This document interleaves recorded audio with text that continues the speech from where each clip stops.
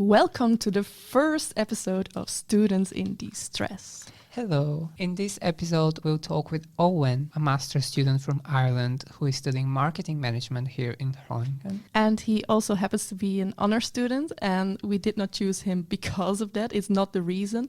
But as we said in the introduction episode, we chose him because his themes that he discussed in the questionnaire fit with the themes that we found in general. In this episode, we'll discuss taking breaks and actually feeling guilty about it. workload and finding a balance, Housing. meeting people, Biking. and some poetry. Poetry.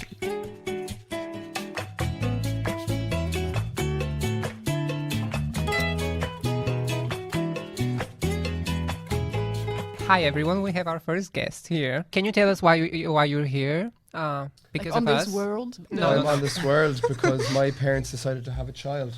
Yeah, exactly. No, the answer I was expecting was because there are two beautiful people in front of me, But I mean, Yes, and you're not gonna say it. Oh yeah, that one. Yeah, that I'm one. so grateful. I'm so fortunate that I'm here today. Thank you. Purely because these two beautiful people opposite me. Yes, yeah. Is that it? Yes, thank Can I you. leave? Can I get my money now? Thank you. That was It's so all I'm good for. spontaneous. It's all I'm good for. Yeah, that was not planned. No, actually, yeah. How are you today? How are you feeling, Eoin? Tell us. Tell us. Oh man, I'm not gonna lie to you. The stress levels are a bit high at the minute. Yeah. Why? It's all of my own downfall. Let's be honest. Because we had King's Day last week. Oh yes. Yeah, so I had a couple of friends come over. So we were out for King's Night. Yes. Then King's Day, out all day. I think it was up to 3 a.m. Then we woke up on the Friday and I got on a train because I went to Belgium for a weekend with a load of Irish people for an Irish football tournament. Yeah. So I've been in Belgium all weekend and it was just a Wow. big up. A lot of drinks were involved, a lot of partying. We had just a day of playing football. We were in Belgium with... You've been struggling quite a lot. honestly, you see, I sound like I'm very outgoing. I don't drink alcohol. You like I never ever drink alcohol. So like this is the one moment like, "Do you know what? Let's have some fun," and then I'm done for like 5 months. Oh, yeah. Yeah. So yeah, we went out, we played teams. It was really fun. We had teams from Edinburgh, Brussels, Nottingham in England, all coming into. All went down to Belgium, had a big night on the Saturday, and then we were traveling for like 7 or 8 hours on Sunday. So we were wrecked, and then yesterday was just spent catching up all day in my courses. So I've got a lot of you try and front load all your work last week to prepare for the workload, and then you realize, it wasn't enough. So yeah, I feel like every moment I'm just constantly trying to keep up with messages, not to mind the actual work I have to do. So there's a lot going on. Yeah. Yeah. But I also understand that you feel like, okay, sometimes I just need to do something for myself because you can't do academia like all the time. But do you know what the thing is though? And I don't think it's necessarily here, but partially because of the amount of workload and the stress we're under. But I was even talking to a friend of mine yesterday. You feel guilty for taking a break. Yeah. Oh, yeah. It's awful. Like this was planned for maybe a month or two. Like I knew this was going to be it, and after this, I've got nothing else. I'll just be in Groningen finishing my studies until I go home in June. And even still, leading up to Thursday, Friday, Saturday, I was like, I should be getting more work done. And I brought my laptop with me to try to do some work on the train, and everyone's chatting, and like, should I be doing some work right now, or can I really switch off? And it's debilitating. Like it's a really awful thing for people to have. Then you get frustrated with yourself that you're not doing work at your break. Yeah. It's like everyone in an office will go on holidays for 2 weeks, and if you send them an email like, I'm out of office. But you can't do that as a student because you have all this free time, but you have the deadlines. So it doesn't matter what you do, but you need to get the deadlines. Yeah. So there's so much time where you just Saturday and Sunday you wake up and be like, I'm not going to go out. I'm not going to meet people because you need to speak to someone so you don't lose your mind. But it's just a case of I'll be in the library all day. Just got to get the work done. But where do you think like that need like to do more, like even more? Like where do you think that comes from? Like university or just yourself, as in feeling like not doing enough? A bit of both. Definitely, I feel like you get that more here in comparison to when I did my bachelor's in Ireland. Oh, okay. Like the workload, I've heard the workload in the Netherlands itself is very intense. Oh, really? But it is quite Like I found it quite difficult to find the balance because for me, when I was in Ireland, I was very studious. Like I always had the pressure. I had to get the high grades because I need the grades to get a good job because I need this for the next step, And you're always following that idea that, oh, you go through school, you get good grades, you go to college, you get a good degree, get a good job, and that'll get you some money so you can actually enjoy yourself. And like obviously it's a separate point, but like once you finish that, you're like, okay, what the hell do I do with myself now? But like in Ireland, first and second year for me was very calm. Like we'd rock in, the way it's set up in Ireland is different to here. We'd have two semesters, but we wouldn't have 4 blocks. So it would be just a 12-week semester, break, 12-week semester, so you'd have 6 courses in one go. It was really easy because no one would go, obviously I would, and I'd be in the library all the time, but everyone would show up in the final week of classes because the lecturers would just tell you what's on the exam or literally give you the exam. And we had one lecturer who had 2 exams every second year. It was the same exam. Really? Yeah. So it would be easy. And then obviously I did my Erasmus, and when I came back from my Erasmus, COVID hit, so I did my final year online, so there wasn't much in terms of exams. So coming from that and having a gap year into this, the workload was so intense, and obviously you're trying to settle with moving in, meeting new people, trying to have a little bit of fun and just genuinely like settle into a new place. The workload, when it hits you hard, it really, really hit hard. Would you do anything different knowing what you know now, like looking back? Not studying? Not studying. I'm joking. It is a good point though, because I feel like to some degree, like I can't say I would, because if I did, I wouldn't have learned what I've learned, which is for me has been vitally important. But at the same time, I do look back at moments and realize I kind of wish I knew that, what I know now then, because that would have helped so much. What are the things, like 2 questions, like you mentioned that you would not have learned certain things, like what kind of things? And the other question, what would have helped you? Like you said, if I had known what I know now, that would have helped me. So those 2 things. Right. So for me, they're rather personal, I feel. Like I was always very, because a lot of, especially actually the honours college here has been super helpful for me, I find, because it's such a personal development thing. It's just whatever you want, you do it, and it's for you. So I've been putting a lot of effort now this year. Obviously the workload's massive, but I've lumped extra work just to take time to work on myself, because like for years I was always, you do X task, move on, you do Y task. It's just nearly robotic to a sense, and you have to get the best grade. It's got to be done, and you nearly feel very robotic to the point where I'd be so stressed in completing something. By the time it's complete, I wouldn't even care that it's done. I wouldn't celebrate that it was finished. It's just nearly like I'm just exhausted. And then when you get the grade, you're like, oh, you got the best grade. I'm like, so? Like, it didn't matter. So I spent a lot of time in the last year here really just kind of here and last year taking time to just actually focus on doing something I want to do rather than feeling like I have to do it, and actually taking time to enjoy it and obviously figure myself out and what I really want from things, and am I actually enjoying this, or how does it, like, does the grade truly matter? No. So those are the things that you learned then from. Oh, just some of them. Yeah. Could you perhaps just mention like what you're studying right now, like Yeah, just for everyone listening? Who are you? You're Eoin. I am Eoin. I am from Ireland. I'm from a little village. No, Ireland's a village. I'm from Ireland, which is a small country. I'm from Cork, which is the very south. It's the second biggest city. I did my bachelor's in Cork in commerce, which is a general business degree. So I finished with graduated with a first class honours in commerce in 2021. During which time I did an Erasmus for 6 months in Finland. Then when I finished in 2021, because it was the final year, I did my last year because of COVID, all online. That July I moved to Reunion Island and did a gap year. I lived there for about 8 months, came back to Ireland, worked for a few months, and then came to Groningen, and I'm currently doing a master's in marketing management. Yeah. And you're also part of the honors college. And I'm as you also mentioned. doing the honors college leadership program, whatever. For excellent smart students. For students who want to push themselves that little bit more, because you're clearly never having enough work to do in the Netherlands. I was actually just talking about this to Ivan. Like, it's this struggle between not feeling that you're bored or understimulated, because for me that can also be demotivating. That I'm like, not that I do not have enough to do, but I want to have something interesting to do.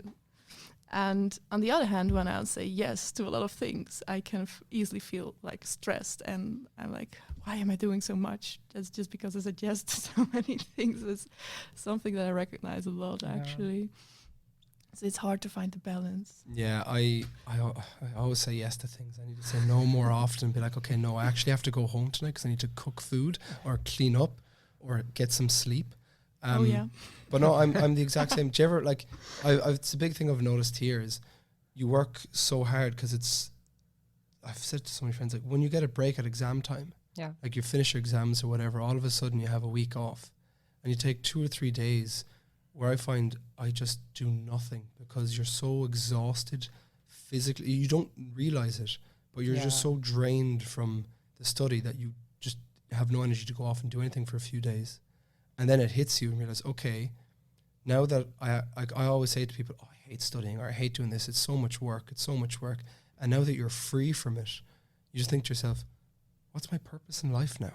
Oh, it's almost as if, recognize that. Yeah, it's like the one thing Existential. it's like it's the whole purpose you're here is to do all the work. So you give up everything to do it, and then once it's done, you have some free time. It's like, what are hobbies? Do I enjoy this? Do I want to do this? And it's like, I always want you to take a couple of days to go into a bit of a downward spiral and be like, okay, now I'm fine again. Let's start again. Let's give me something else. Yeah. Oh, there's another assignment. Let's do that now instead and jump straight into that. Oh, I feel this. I really. Yeah. Yeah.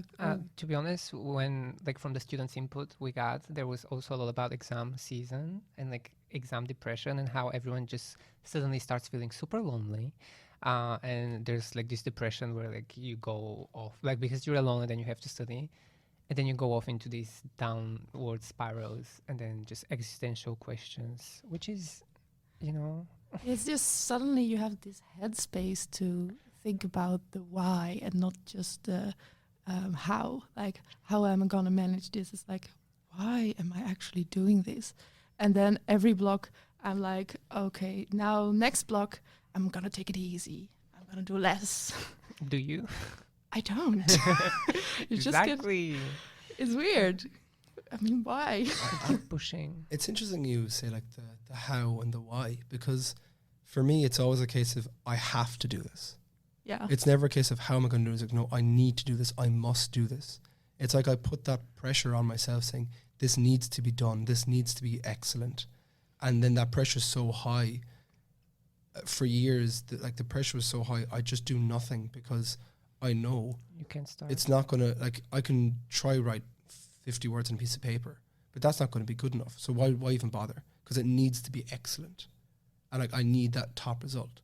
So like once, like kind of when it comes to, I suppose when exams or assignments, once that's done, you kind of get that wave off and you're so drained from having it needing to be perfect that it is literally, you're just wrecked. Your body's, it's nearly like, I remember reading once, it's kind of like you go into a kind of a mini breakdown. Yeah. And it's literally because it's your body or your mind's way of saying you've had so much, this is its reaction to it, it needs to just shut down. And then after a few days of it being shut down, it's ready to go again. And like you say that you were thinking like what you wanted to do after the studies, like have you made some progress in that, or are you still in a place like, I don't know? Please don't ask me that. Next question. Next question. Next question. I don't want to answer that question either. I literally had this conversation with a friend of mine yesterday. That's a future me problem. Yeah. It's a future me. Like for now, like every block I feel like I come up and say, okay, that block was really chaos. It was hectic. This block I just need to get through this week, and then it's freedom. It's going to be bliss and it's going to be relaxing. And are we 3 weeks into this block now? 4? I don't even really Third, know. I think. And I third. already feel like I'm so behind, even though I say going to, it's like the same thing. It's like, oh, it's going to be so calm after next week. I just have to get through this week, and everything piles up. So, yeah, I think my plan is to just, because I've postponed my thesis because I started putting so much effort into the Honours College, which absolutely was the right call for me, because it gives me more time to just relax and breathe and figure things out, enjoy myself a little bit, find myself a bit here and figure where I want to go with my life, what I like, what I don't like. So, yeah, that's all September me's problem. Yeah. Once I find an apartment. Oh my God. yeah. I heard so many problems right now. But first, I want to ask you about how actually you decided on postponing your thesis, because I know people are like struggling with that a lot, and like it's a decision, Yeah. that's hard to take. Yeah. So when I first began here, I didn't expect the workload to be so much. I remember the first week, because I had moved to Groningen at the beginning of August. Yeah. So I had a bit of time to settle in before I began, because I knew it'd be smart. But my problem was my apartment was unfurnished, so I was spending the first couple of weeks trying to figure out, how do I turn on my electricity? How do I get an electricity bill? I need to get some furniture. I spent 2 weeks sleeping on the floor. Oh my God. Floor/couch, whatever I could get.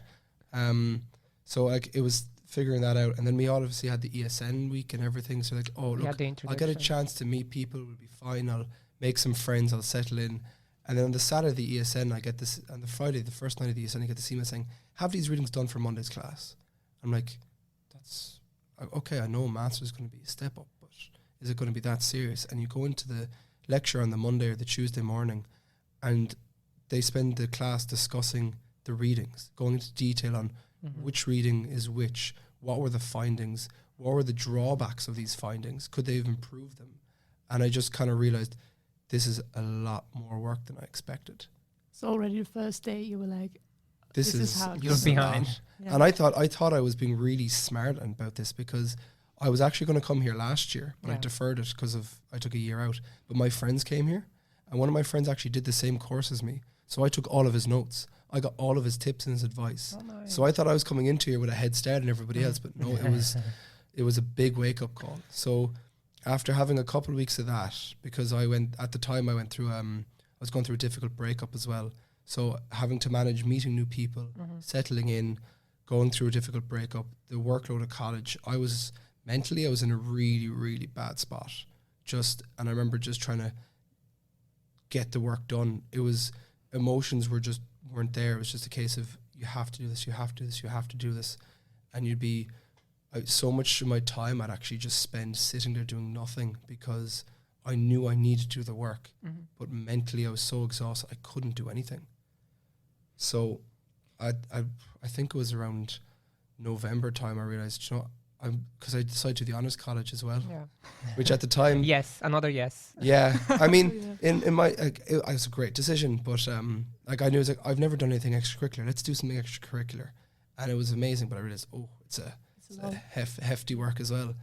So I kind of realized that at that point there was no way I was going to be able to do the thesis. So I was kind of thinking, I mean, it is an option, but the plan was, I'll get everything done. I'll be finished in the summer, and then I'll go traveling for the summer and get a job. But very quickly realized I'm going to have no money. What am I going to do? And for a while, the ideas were floating. Like, will I go on a holiday? Will I just go back to Ireland? But if I go back to Ireland, I'll just be stuck at home with my parents again and getting a job. And obviously, it's nice, you save some money, but I kind of want to do a bit more with myself. And so after a while, I think I just kind of sat with the idea so long that it just became, that's what's going to happen now. Yeah. And then I just eventually, when I spoke to my parents about it, they're like, think about it. And I just committed to it. After a certain while, it was on the mind for so long, I just committed and realized, look, it's what I need to do.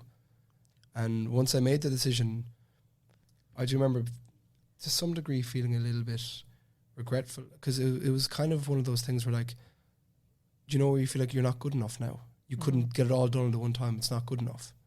But it was one of those things where I'd been, thankfully, with the Honours College, because it is the one perk I found about it. It's so personal. Everyone who's doing the Honours College is there because they want to learn something about themselves or improve something.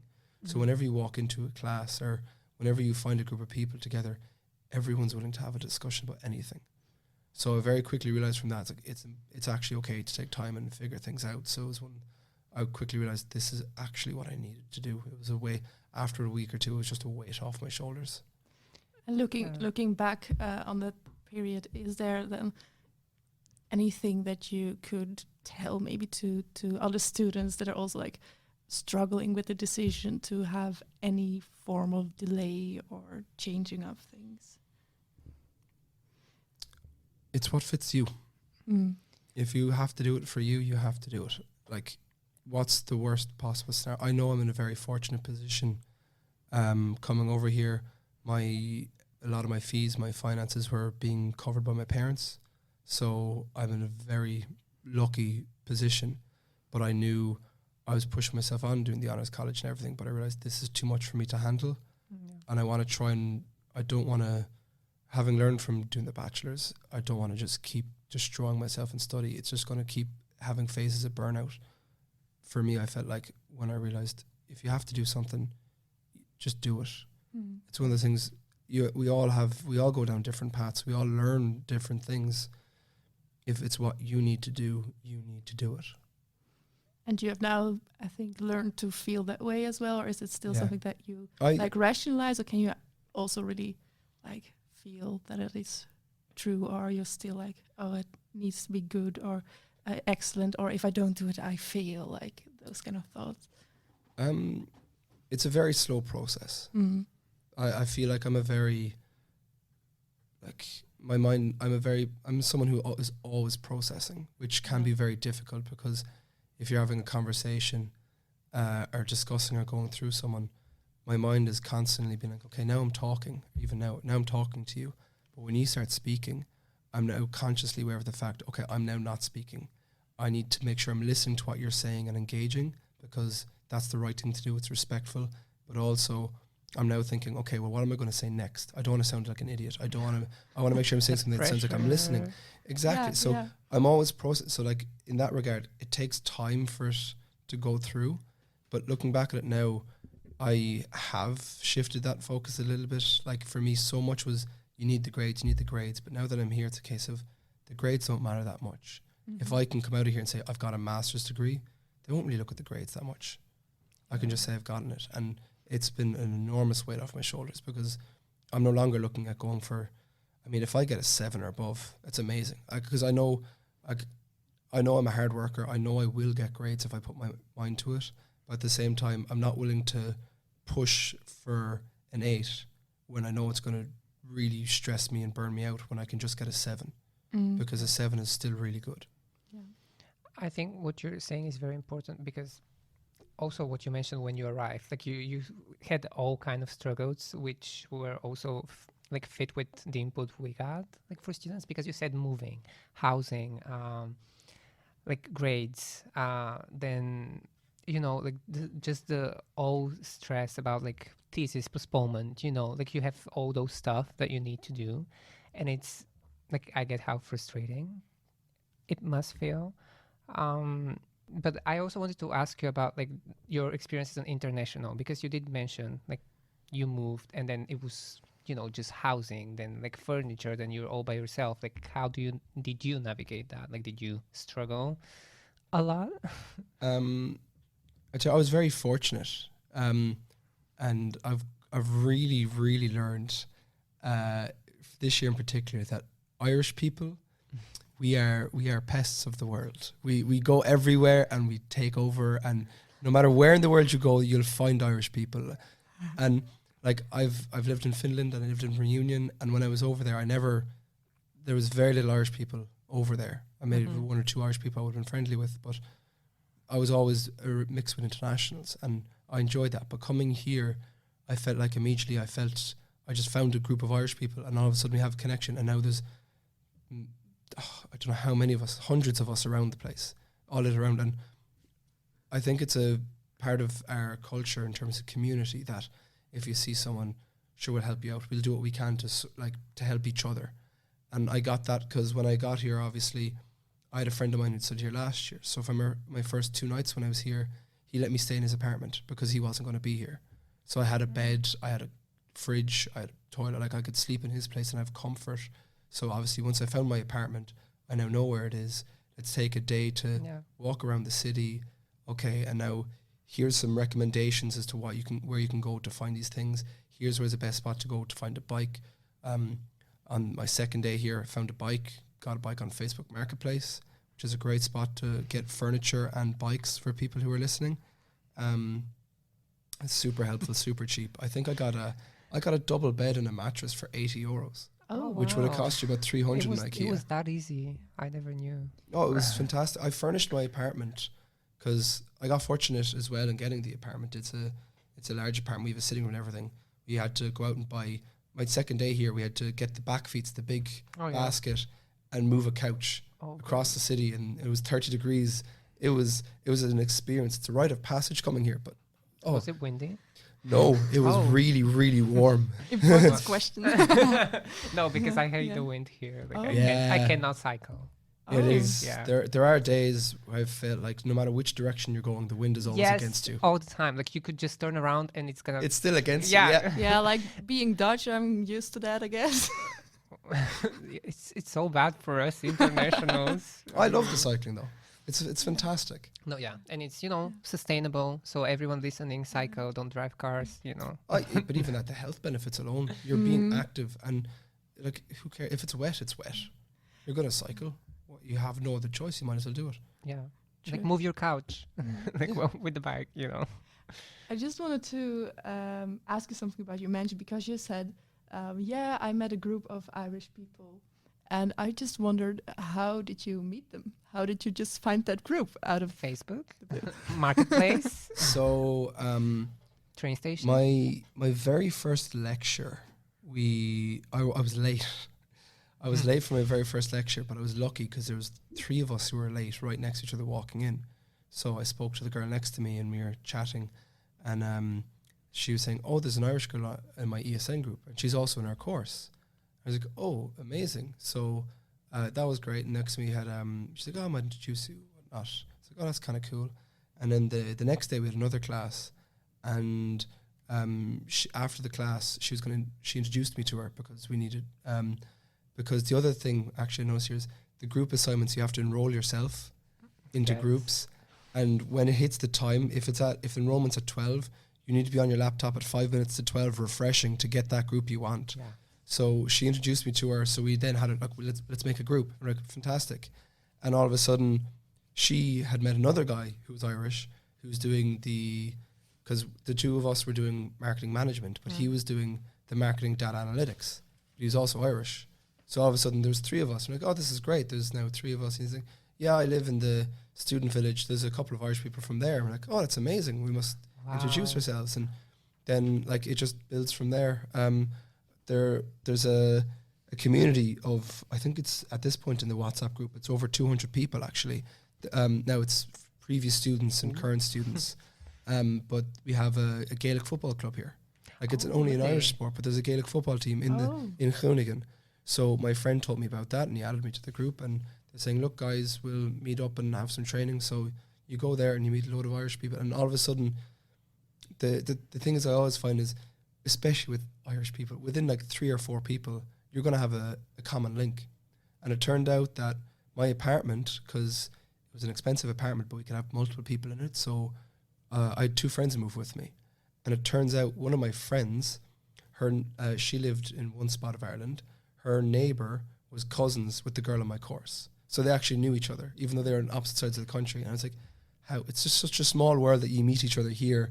And so that all of a sudden you had a connection there, and then we have a connection because we know each other, and then just builds from there. But I'm surprised because that's like a very traditional way of meeting people, because nowadays it's like Facebook. No, well, Facebook is already kind of old, but Instagram, WhatsApp, like I don't know. And it's all like, meeting in them face to face in your case. And that's how like you. But there was I'm not sure if you heard of it. Do you remember the Going app? Did you get that at all? So there was this app that was given to us as internationals that you can sign up for, called Going. I think it was GOIN. Really? And it's for international students for when we're arriving. And it's like, look, you can make an account and you can talk to people. And I saw that, there's a group for the incoming students in my course. And obviously I'd seen there was an Irish girl, and turns out I'm now friends with her, but I didn't talk to her at the time. But what had happened was the other two Irish girls, the girl and the guy, had texted each other because they were looking for accommodation. And then turns out when they met, their ESN group leaders were friends. So their two groups linked together. So then they got to spend time together, and that's how they met. That's very interesting. And I did not know the existence of that app, but in our questionnaire, there were quite a lot of people that said, okay, it's quite lonely sometimes, like being a student and stuff. So it's just a good thing that we now out here talking about this app. Maybe it could help anyone. Is it also available for Dutch people though? Do you know? I don't know. Oh, it was mentioned to us as a possibility. So I said I might as well check it out to get some information, because obviously when you're not in the country and you don't speak the language, coming over for the first time can be very daunting, because even if you have all the information, you constantly feel like, I don't know what's going on. You can never be prepared. Yeah, like, the entire time I have no idea what's happening. Yes. Still you're here. Was there a big culture shock, by the way? Did you deal with any? I settled fairly quickly, I think. That's nice. The bikes was something to get used to. Yeah. But obviously I've cycled back home. The pedal bikes though, the back braking on them was something that took me I a love little it. bit. I actually, I've grown to love it now. Yes. I recently used the one with the handbrakes, and it was very strange to me. But I remember hearing a story of a friend of mine who'd come over and was cycling, and realised there's no brakes on this bike.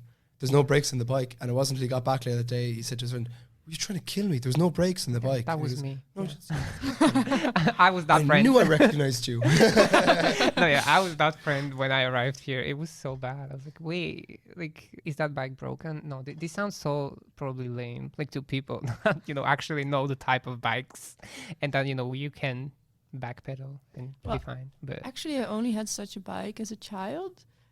Now I have the handbrakes. It's very convenient, actually. But I have not had an adult bike like that. I find you get used to it. Yeah. But they exist. You adapt, yeah. Okay. That was a long time ago that I had such a bike. Nostalgia. But you have the infrastructure. It's set up for bikes. Ireland isn't. You wouldn't survive. We've got too many hills anyways. You also, like, in our questionnaire, shared some story about, like, communication with university and study advisors, etc. And I wanted to ask you maybe about your experience with communication with the university, or like for when you struggled, or for administration and like advisors in general, because I also had a story personally that kind of resembled what you also wrote in the questionnaire. But so I did have one issue. Now, thankfully, it's been resolved. Yeah. And it was just honestly what it was. It was just an admin error. It was just something simple, but it just slipped through the system. So obviously, I was aware you have to kind of plan your courses in advance. Mm-hmm. So I'd been told from my friend, here's ones you should look out for. Here's ones that are very difficult. And there's obviously the big group chats for everybody in your course, and people will look, these are the pass rates, these are the average grades. So you kind of use that to kind of say, oh, this is a course I should do, this is a course I shouldn't do. So I applied for one course, and it wasn't one that you could just register for. You had to sign up for it. So knowing that, I had sent an email to, I can't remember, some part of the university, I think it was just the basic student help desk, like, look, I'm aware you have to register for this course. I don't know how to do this. Can you help me or assist me or do it for me? I'm looking to apply for the second block. And I did it during the registration for the first block, so I had plenty of time, so I get in. And they sent me an email back saying, absolutely, you're enrolled. I was like, oh, brilliant, that's fantastic. That's nothing to worry about. And then as the time comes along for the second block, I quickly realised as the week was about to start, I'm not on the Brightspace. It's not there for me yet. Mm-hmm. And I didn't know anybody else taking the course. Like, look, I'll just go on the first day and figure things out. Unfortunately, I was sick, so I kind of missed a couple of days, so I just wasn't able to go. So I remember following up on emails, like, look, I think I'd put a text into the big group chat for everyone in my course, like, is there anyone doing this course? And I'd asked, look, what's going on? And he said, do you have Brightspace as well? And he goes, do you have a contact for a lecturer? And he sent me some information. So I sent him an email to say, look, I'm sorry, I missed the first class because I was sick. I'm not in the bright space. Can you help me out? Is there anything I need to do to catch up? And at that point, I got an email, I believe, from, God, I'm hoping I remember this properly. I got an email from somebody else saying, look, there's been an error. And I had to go, I had shown up to the, I was like, I don't know what's going on. There's been an error. Like, you're not in the course. There's no group for me. I'm like, what's going on? So I waited till the next week to go to the class, and all that was listed on the Brightspace was from 9 till 3, there's workshops. I was like, okay, I'll go at 9 a.m. And so I rocked in, but it wasn't workshops. It was just individual meetings or groups. So I sat in and I was like, what's happening? I'm looking for this person. And they're like, oh, you need to go to that office. So walked up to the office and they're like, we're just discussing your case. So what had happened was whoever when I'd originally applied and asked, can I be enrolled? They didn't have the authority to enroll me, but they had enrolled me. However, the problem was when the person who could do that, once the list had been given to them, they realized there's a load of people here I never enrolled. Why are they here? So they removed them. And that was what happened during the first block because it hadn't been done properly. However, they had, at the time, didn't realize that someone may have applied for the second block. And the advisors who had enrolled me never told them someone had gone for the second block. So I just slipped through the crack. So all of a sudden, they were like, well, look, and I'd missed the first week. And so much happens in that first week of the course that in essence, it was too late for me to start the course. So I had to reapply again. And it was one of those things, all of a sudden I was like, well, my plan was to do this. Now this changes everything because I've got to take an extra course in a future block when I was hoping to have, fingers crossed, less stress. It worked out at the time because I was going through a lot anyways, so having one less course was probably for the best because I'm now doing this course and it's a lot of work. But even again, this time I nearly had a bit of an issue because I was told, look, reapply, we know your situation, you'll be fine. So then I went through the applications this time around and they said to me, we're really sorry, but you haven't made the course. I was like, hang on a second, you told me this happened to me previously. You said just reply, and eventually I got through because someone else had dropped out. So thankfully I got in. But like, it was one of those where like I'd set my mind, this is a 5-credit course I was looking to do. I had applied for it. I was told I had it. Turns out it was a mistake on their part, so I couldn't do it. They then said, apply and you'll be fine. And I did apply, and they said, oh, you can't do it again. I was like, well, what am I supposed to do? So in the end, I got lucky, I suppose. Was it mandatory or elective? No, it's an elective. That's probably why as well. Yeah. Well, because for me, I had a similar experience, but it was with a mandatory course. So it was even more fun because I also was like ill like the first week and I couldn't attend and I couldn't be in the country as well because, you know, COVID and stuff are also a thing, like those illnesses. But because I missed the first week, the professor and the advisors kind of just were like, okay, well, you can't make the course, you know. And it kind of came as a shock to me, like the second week, you know. And essentially it would lead to study delay because it was a mandatory course. So since they're not allowing me after the first week to join it because I was ill, then, well, you're going to have to do it next year. Like that's what I was told, and you know it was a bit sad at the time, but I guess for anyone listening it would be also nice to know. I mean, first I contacted the state advisor. The communication there did not work out, but there's still ways after that, thankfully. So for me, I applied to the board of examiners for a replacement course, which is kind of like a 5-page request application form. Takes time. You kind of need to explain your issues very in detail why you weren't able to do the mandatory course. But thankfully, after 2 months, it was resolved. So I was able to do another course and replace my first one. But it's generally like my point is with this administration stuff, it's so stressful. And especially when it doesn't, like things are out of your control. And sometimes even the university can't help immediately. So it becomes very tricky and, you know, anxiety-inducing. Because at the end of the day, I find as well that the people in the university, they're not out to get you. Like, if you go to them, they will do their absolute best to help you in whatever way they can. Yeah. But obviously there's policies, and if something's gone wrong, like you missed the first week of the course, perhaps that's the way it normally goes. But at the same time, they will do whatever they can to help you out. Yeah. That's not to say that it's not extremely stressful and difficult, though. Yeah.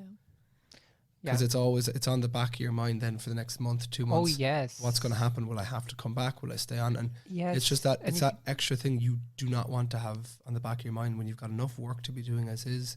You get a moment to relax, and all of a sudden you think, "Oh crap! I've got like, do I have to stay here next year? What's happening?" And yes.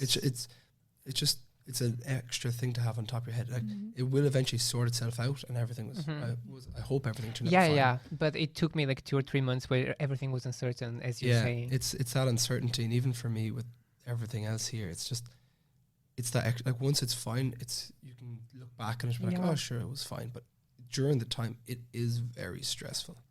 I know, and I think it's important to mention how for us students, I mean, I could be eating at one point and just be like trying to relax, and suddenly in my mind I'm like, wait, am I gonna graduate or am I gonna have study delay like next year? And it's suddenly like you can't, like you become tense suddenly, and then it hits everyone. It hits everyone in different ways. Because like some people will try just go for a walk in the evening and de-stress. Other people, like I knew for me, there would be some days where go on a podcast and share your story.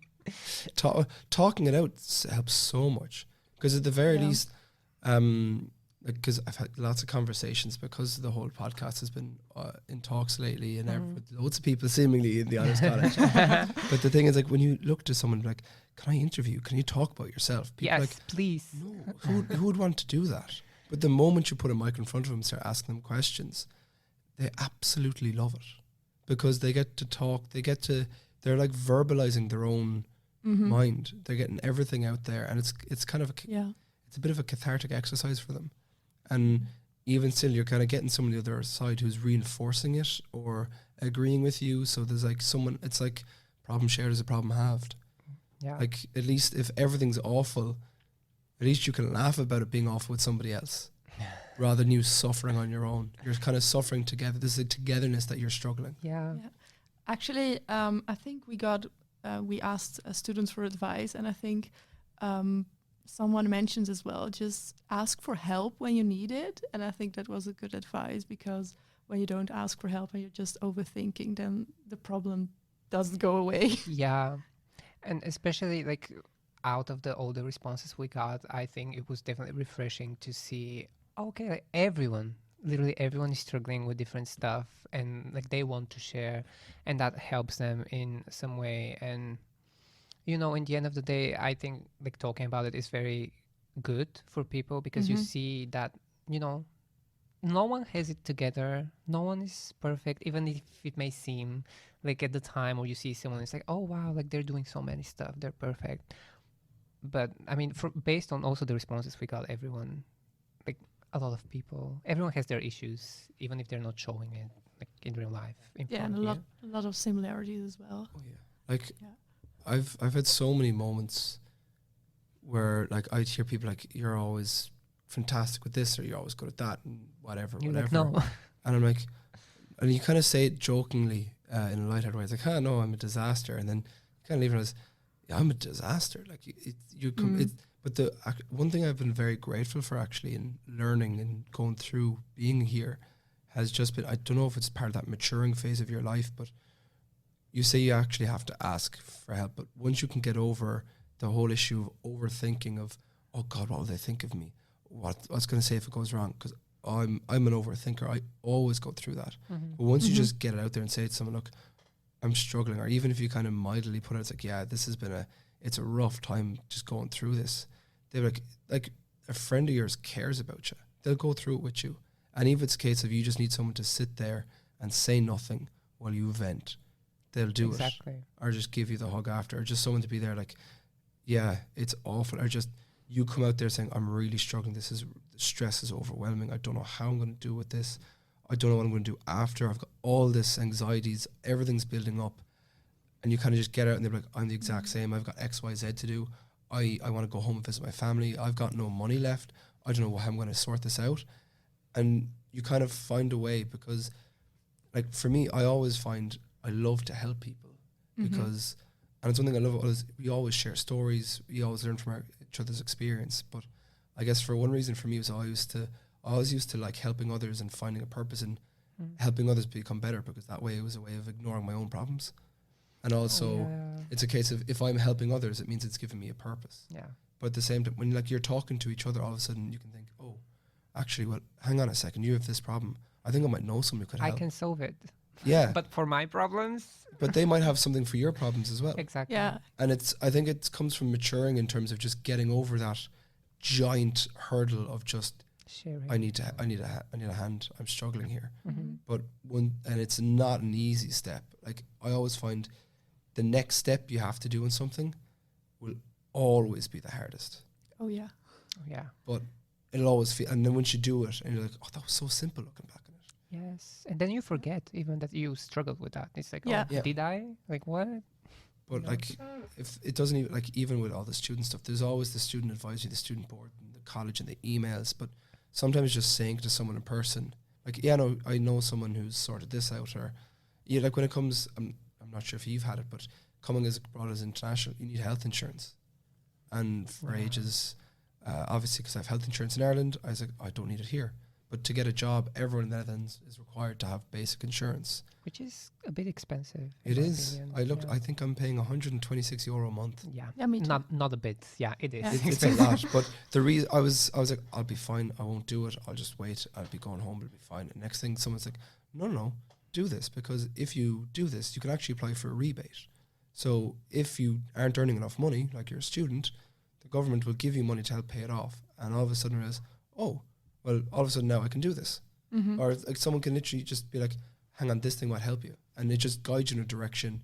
And when it's, I suppose sometimes when it's informal, someone you know and care about or trust, or it's them showing a way that they care for you. Mm-hmm. And it just helps your self-esteem so much. Yeah. I think it also, in a way, fits advice that you gave, like in this questionnaire. Now we're more talking about seeking help, but also it's also about allowing yourself to make mistakes, and that needing help is not anything to be ashamed of. I mean, do you want to read what you wrote? I think it was a nice one. Yeah, so my advice was, like, no matter what age you are, you're going out to learn. So go out, especially in college, you're there to learn. Go out there, f up, make some mistakes, because really it's the only way you learn. Yeah. And like I still look back on things I have learned on, and obviously at the time it was very embarrassing, and still look back on it, it was very embarrassing, but you learn. You learn far more from, I know there's always the adage in sports, you learn far more from failure than you do from success. Oh yeah, that's true. There's also there was also one other student who said, like, do the things that you think are scary, because you'll learn from that. And it's very liberating, at least in my experience. Like if you're super scared of something, but then you do it, you literally see, oh wow, okay, fine, next, and then you like start relaxing, and it's just liberating for growth, like your personal growth, etc. Another student actually mentioned very useful advice. They said join a music group. Find a hobby. It helps so much. But yeah, cliches are cliches for a reason. They work, they're successful. But again, like, you find a hobby, you find a group of people, you find something you like to do to switch off, and it makes the world of a difference. Like for me, every now and again, I'm really lucky. I live next to the stats park, and especially when the weather's getting nice, there's nothing better than. Do you sing with the birds? I think that's super nice. It's really I sometimes I just go out there, and it happened to me recently. Sunset was out. I went out. I just sat on a bench in front of the lake, just watched the animals go along, watch the sunset go down. I just sat there and just enjoyed it. Maybe listen to music. Maybe just sit there and listen to nothingness. You're present in the moment, and all of a sudden it kind of removes all the anxieties of the future, removes any issues of your past. You're just there in a moment, and you're kind of at peace, so to speak. Is that how you get grounded? You also mentioned it in the questionnaire that that's something you do when you feel like. Yeah, that's one thing I really like. For me, I think it's always been nature. You kind of go out there, and it's that idea of nothingness. It's just you're there, you take it in, and you just breathe. Like you kind of notice a few things that you kind of say to yourself, like, God, if someone came over and spoke to me right now, they might think I'm on some weird drugs or something. But you just, but you're kind not. of No, you're totally not. No. That I wouldn't be doing that kind of thing at all. But it's one of those things where you're just, I suppose, you're just content, I suppose, at peace to the point where who cares? who cares about everything? Like, you're just enjoying yourself. I remember I sent a text. I was sat at the bench at the park enjoying the sunset. With your phone. I had my phone with me. You need to get off the phone as well. I do it too much. But I was like, do you ever look up in the trees? You know, you always hear birds whistling. Oh, Do you ever try to find that bird in the tree? Just look up and like, where's the bird? Oh yeah, It's kind of hard though. So I wonder where it is. I sent a text to my friend. He goes, "Are you mentally stable?" And he goes, "Joe, it's a very fair question." Well, maybe You don't know. out of the blue, just asking, "Do you ever look up in the trees see if you can find the birds?" It might seem very out of place, but at the moment it was just I'm pure bliss. I have not a care, and it was fantastic. maybe you're the most stable you've ever been. Yeah. It's exactly what it is. we will never know. And for me, that what works for me, I've learned now here is I experienced it. It was fantastic. I went home. I wrote a little poem, kind of grounded. Oh, And then wow. I'm You should happy have again. brought that to us. I think I have it here actually. Oh my God, do you want to read I'll it bring out? it out. Okay. Pressure. Oh my God, that's great. I mean, don't feel No pressure. pressured. Pressure. No pressure. Like, put it out and read it out right now. Is this it? I actually have it here, yeah. Oh my God, great. Right. Are you ready for this? Because it's going to be awful poetry. No, we love that. We love that. We love that. We love Quality that. content. Quality. The more content. awful, the better. Exactly. They're not laughing at you, they're laughing with you. Don't worry. Yes. Let's look upon the sunset in the sky. Enjoy the serenity of a moment passing by. The soothing sounds of nature in action. Let's search amongst the trees for the leaves of song, for the birds never seem to surrender to sight. Let's dance with the ducks at the lake's edge, somersaulting their way into another spring eve. Or let's just sit in silence and take in this moment, as no time in nature is ever a waste. You should switch from the economics department. Like, Yeah. what are you doing there? Like, tell me, like, why? Why economics? Money, was- baby. Yeah, you I like need money. you can do the poetry in your free time. I need Yeah. money. But That was honestly, very pretty. yeah, that was very Thank nice you. to hear, and I'm really like happy that other people can hear that as well. And you know, it's also a very nice thing because, for example, for me, when I struggle with someone, I also tend to journal and write some stuff, and I think it's definitely liberating, like to read Yeah. them later, or poetry as well, like all creative outlets. It's a creative outlet, and you can look back on it. It's just you're processing, learning how your mind processes things. Yes. You're getting it. It's no longer in your head, and you can look back and be like, that was a very serious concern, or that was something you went through, and all of a sudden you look like that's a key learning moment for you. Yeah. And maybe you don't even know it that. Exactly. No, yeah. And then you'll find times where, like for me, because journaling's become a massive thing for me over here, even though I still don't do it much and I struggle with it a lot. It's a case of, like, as you write something, like, oh, that's why I do this, and you kind of just you figure out your brain, and it's so, like you said, liberating. It's Yeah. amazing. It's a piece of your mind at that moment that you're never gonna, You're finding, like, you're understanding and learning how your brain works, and if you can figure that out, it's the greatest thing you can do for yourself. And maybe then you should switch to biology. But then you're just. So this is the brain. But then you're just like writing down what's on your mind, like without any filters or something. Exactly. I think Um, that's the perfect, right? Yeah, it's just, you can journaling, you do whatever you want. Like for me, a lot of times I just write out what happened that day, and then you might get a thought and you go off on the thought, or like this happened today, I want to make note of that because I want to remember that was cool. Or here's something I read that I really want to write down because I want to remember that, or that was a very nice quote, or this is a moment, or sometimes you just write about the day, or I say, oh, actually I want to write that. I'll write that down as a prompt to speak about it later, and I'll come back to it. And you just kind of put it in your mind, and you can sit there and think. It's like, oh, I wonder, why do I think that way?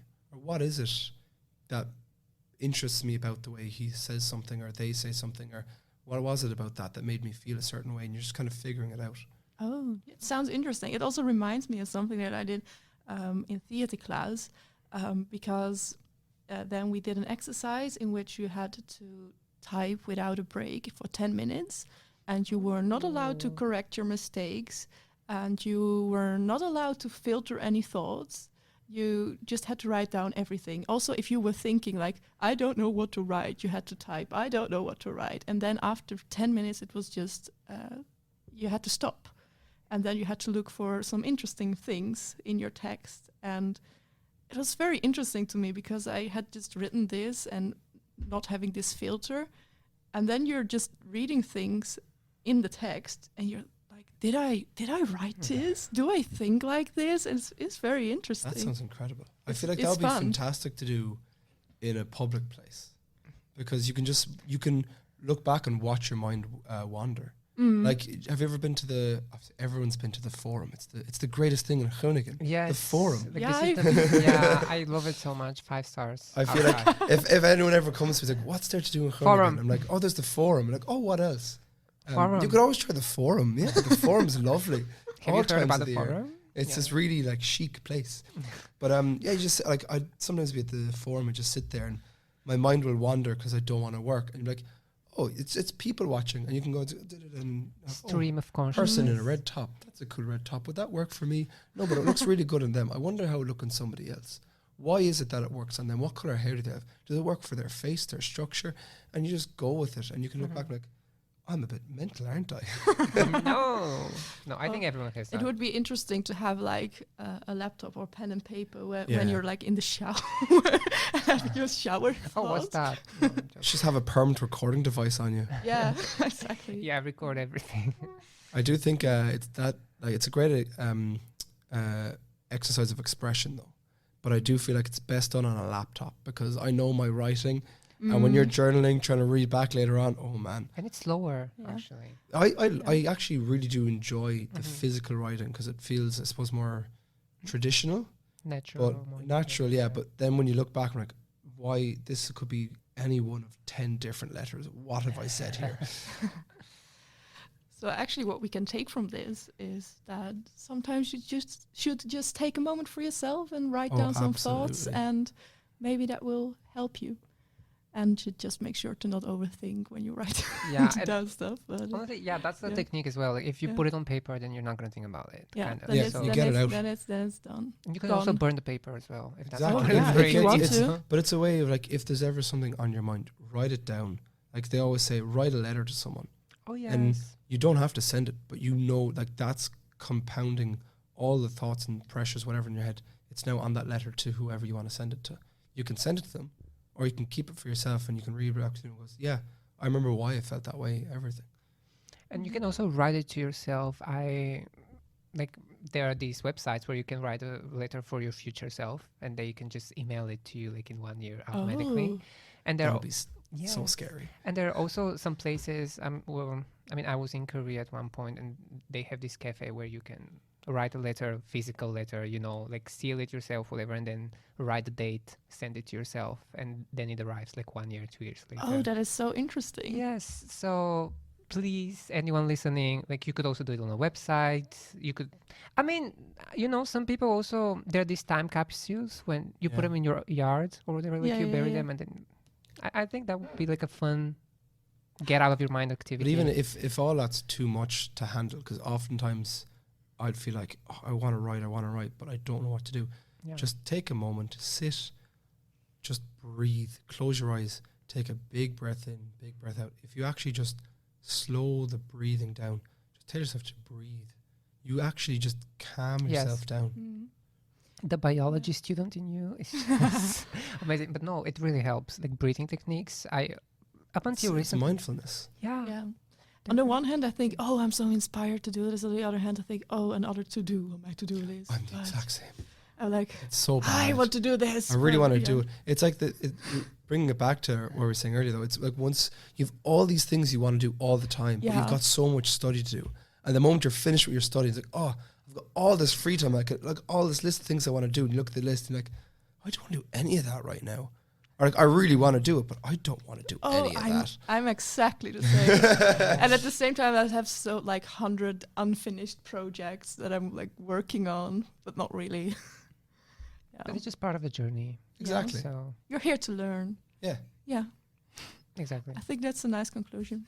Yeah. End. Bye. No, Ending. Oh, wow. Wow, just straight. Bye. End. Thank you. This was no, it. No, we're joking. Not really. Is there anything that we still feel that we want to Yes. say? Our initial plan was to also end on a positive note and ask the guests and you, like, for positive advice, like what you usually do, like when you're stressed. But I think yeah. you did We kind of touched on Yeah, that. exactly. Like Yeah. it came really natural. So I think whatever else like you feel like you want to say that you haven't said, or you think of anything, please do say so. Take a deep breath. The spotlight's on you. Everyone's listening. No pressure. I know. Don't struggle. So it's one thing that works for me that I've started doing, because obviously we're always I've been trying to build healthier habits, but one thing I've found is I've literally written a mantra for myself. So I have it. Wow. I have it up on my wardrobe every morning. It's there every time I can look at it, read it. Breathe, smile, and express yourself, and celebrate the good things every day. Just do that every single day, and I felt for me, all of a sudden, like a lot of it's mindfulness. It just helps you get in a better, positive mindset. But all the things that are stressful, everything, it's a case of just breathe, have a smile every now and again, express yourself, enjoy yourself, do things, and you'll find you'll just be yourself more, and you'll be happier. And all of a sudden, then, if you're happier, you're expressing yourself, you feel confident in who you are. A lot of the problems will just disappear because. Say, oh, I'm really stressed with this, but does it matter? No. Is it what I want to do? Is it who I am? Is it what I want to do? No. Then why should you care about it? Like, will it matter in 10 hours, 10 days, 10 weeks? Like, all those adages, all those cliches, they always are said because they're popular and they work. But the thing is, you got to make them work. So it's just, for me, the latest thing is force yourself, breathe, smile, express yourself, celebrate the good things every day. That's a very powerful message. Thank you very much for being a guest here. Thank you for and talking having me to us. on. Yes. I'm very grateful to be here in front of these two beautiful people. Thank you. Full circle. We're done. Oh, you We're have done. to. We're done. Thank you. Bye.